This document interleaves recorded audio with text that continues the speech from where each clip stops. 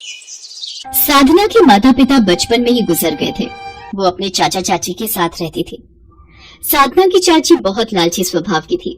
वो साधना को एक आंख पसंद नहीं करती थी।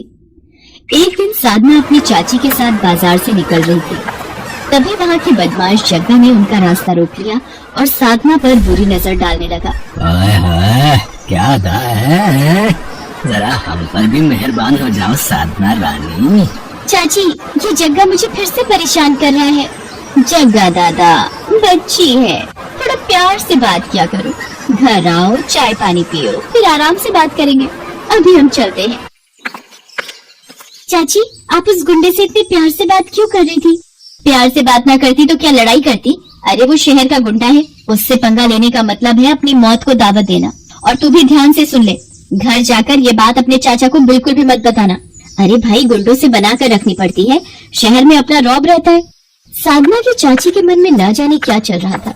वो जग्गा दादा से बिल्कुल भी पंगा नहीं लेती थी, बल्कि उसे और बढ़ावा देती थी। साधना के चाचा को कुछ दिनों के लिए काम से बाहर जाना पड़ा। मौका देखकर साधना की चाची ने जग्गा को घर आने का न्योता दे दिया। अरे आओ जग्गा दादा, आओ, देखो आज साधना ने अपने हाथों से पूरी पकवान बनाए हैं। चाची ने इस गुंडे को घर बुला लिया। अगर चाचा घर पर होते तो वो कभी भी इस गुंडे को घर में ना घुसने देते। अरे भाई, जिसने बनाया है उसे बुला तो लो, है? अपने हाथों से ही मुझे खिला देगी। जग्गा दादा, मजाक करने में भी आप नंबर 1 हो। मैं साधना को अभी बुलाती हूँ। साधना की चाची जबरदस्ती साधना को जग्गा के सामने खड़ा करती है और साधना मन मार कर जग्गा को खाना परोसती है। जग्गा खाना खाकर चला जाता है। साधना अपने कमरे में जाकर फूट फूट कर रोने लगती है। साधना के चाचा को गए 2 दिन बीत गए थे। एक दिन साधना देखती है उसकी चाची ने जग्गा को घर पर बुलाया है और वो जग्गा से कुछ बात कर रहे हैं। जग्गा दादा, चिंता मत करो, साधना के चाचा भी 2 दिन बाद आएंगे। तुम कल ही साधना को उठाकर ले जाओ और याद रहे, ये नोटों की गड्डी देना मत भूलना। उसके बाद तुम साधना का जो मर्जी करो, उसे प्यार करो या उसे बेचो, मुझे तो बस पूरे पैसे चाहिए। ठीक है, मैं कल अपने आदमियों के साथ आऊंगा और इसको पकड़कर यहाँ से दूर ले जाऊंगा। साधना अपनी चाची और जग्गा दादा की बातों को सुनकर घबरा जाती है और वहाँ से भाग जाती है। साधना के पास थोड़े बहुत पैसे थे जिनसे वो टिकट लेकर एक बस में बैठ जाती है। वो बस शिमला की थी। साधना शिमला पहुँच जाती है। साधना के पास पैसे खत्म हो गए थे। वो इधर उधर भटक रही थी। शिमला जैसे हिल स्टेशन पर साधना बिल्कुल अकेली थी। साधना एक पहाड़ी के रास्ते सड़क पर चल रही थी। अचानक उसकी नजर एक मोमोज की दुकान पर पड़ती है। साधना वहाँ पहुँचती है और बेहोश हो जाती है। अरे, ये लड़की कौन है? ये तो बेहोश हो गई। इसे दुकान के अंदर लिटा देते हैं। बुजुर्ग व्यक्ति और उसकी पत्नी साधना को दुकान के अंदर ही लिटा देते हैं। कुछ देर बाद साधना को होश आता है और वो अपने बारे में रोते हुए उस बुजुर्ग व्यक्ति और उसकी पत्नी को बताती है। वो बुजुर्ग व्यक्ति शिमला में मोमोज की दुकान चलाता था और अपनी पत्नी के साथ मोमोज बनाकर बेचता था। साधना अपने बारे में बताते हुए रो पड़ती है। रो मत बेटा, जिसका कोई नहीं होता उसका ईश्वर होता है। तुम्हें अब वापस अपने घर जाने की कोई जरूरत नहीं है। तुम हमारे साथ ही रहो, हम तुम्हें अपनी बेटी बनाकर रखेंगे। आपका बहुत बहुत शुक्रिया। आप दोनों ने मेरी इतनी मदद की।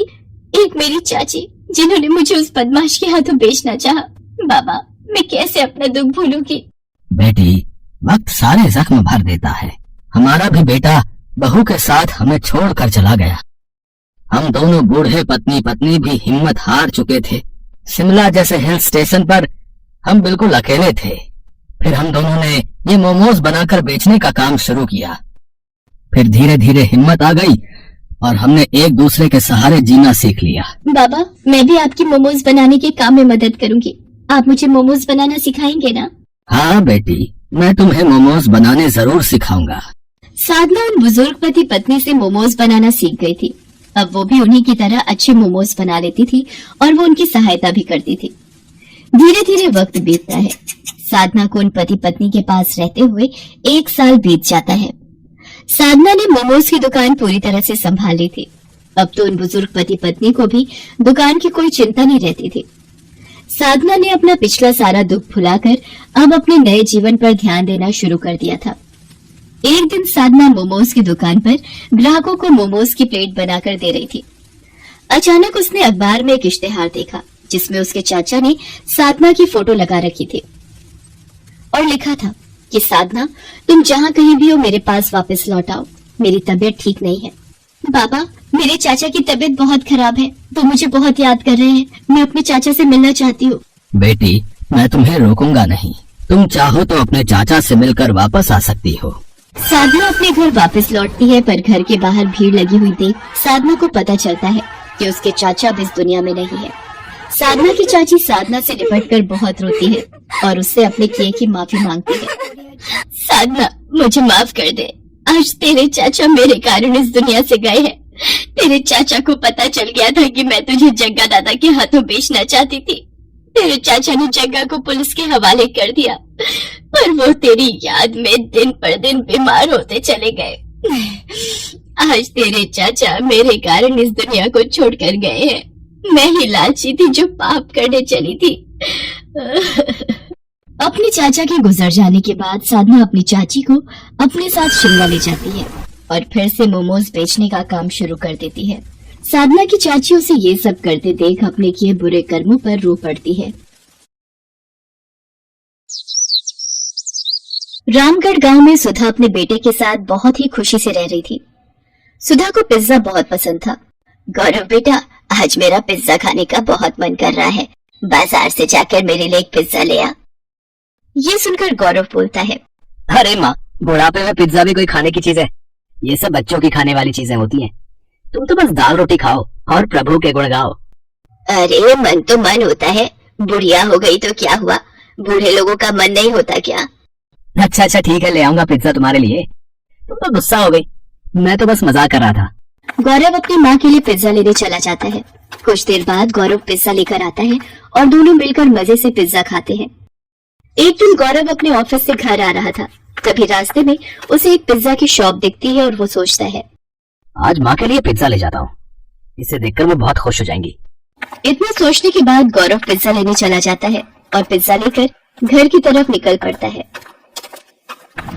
तभी रास्ते में एक कार से उसका एक्सीडेंट हो जाता है। बहुत देर हो जाने पर जब गौरव घर नहीं पहुंचता तो उसकी माँ चिंता में उसे फोन लगाती है, पर गौरव का फोन नहीं लगता। कुछ समय बाद सुधा को एक अनजान नंबर से फोन आता है और गौरव के मरने की खबर मिलती है। ये खबर सुनते ही सुधा के पैरों तले जमीन खिसक जाती है और वो फूट फूट कर रोने लगी और कहती है, हे भगवान, ये अचानक क्या हो गया? मेरे बुढ़ापे का इकलौता सहारा मेरा बेटा ही था, वो भी तूने छीन लिया। अब मैं किसके सहारे जिंदा रहूंगी? उसकी यह हालत देख पड़ोसी उसे सांत्वना देकर चले जाते हैं। सुधा अपने बेटे की चिता को जला देती है और वो बिल्कुल अकेली हो जाती है। वो गौरव की बातों को याद करके रोती रहती थी। बेटे के मर जाने के बाद सुधा के घर की हालत बिगड़ने लगी थी। उसके पास खाने के लिए कुछ नहीं बचा था। वो खाने के लिए पड़ोसियों के घर मांगने जाती है और बोलती है, बेटा मुझे कुछ खाने को दे दो, बहुत भूख लग रही है।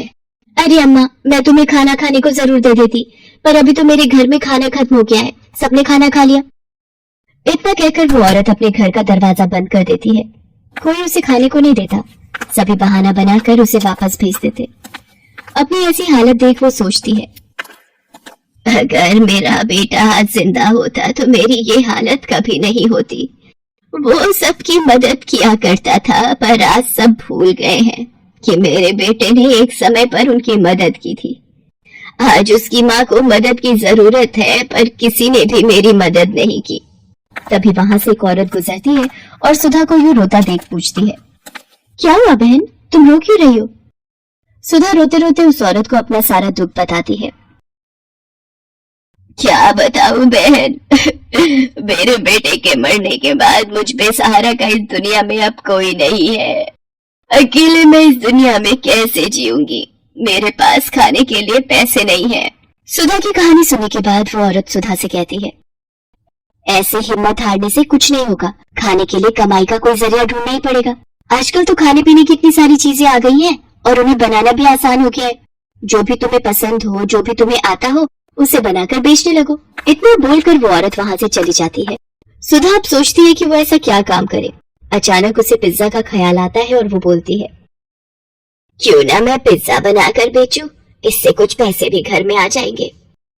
सुधा के पास अपने कुछ जेवर रखे होते हैं। उन्हें बेचकर वो अपने घर के आगे पिज्जा का एक छोटा सा ठेला खोलती है और पिज्जा बनाकर बेचने लगती है। धीरे धीरे उसका बनाया पिज्जा पूरे गांव में मशहूर हो जाता है और सुधा अब एक बड़ी दुकान खोल लेती है। धीरे धीरे उसकी दुकान बढ़िया चलने लगती है और वो अमीर बन जाती है। एक दिन उसकी दुकान पर एक छोटा बच्चा आता है और उससे खाना मांगता है। अम्मा, मुझे कुछ खाने को मिलेगा क्या? मैं बहुत भूखा हूँ, मुझे भूख लग रही है। बेटा, तुम्हारे माता पिता कहाँ हैं? तुम अकेले दुकान में क्यों घूम रहे हो? अम्मा, मेरा नाम मोहन है, मैं एक अनाथ बच्चा हूँ। मेरे माता पिता अब इस दुनिया में नहीं है।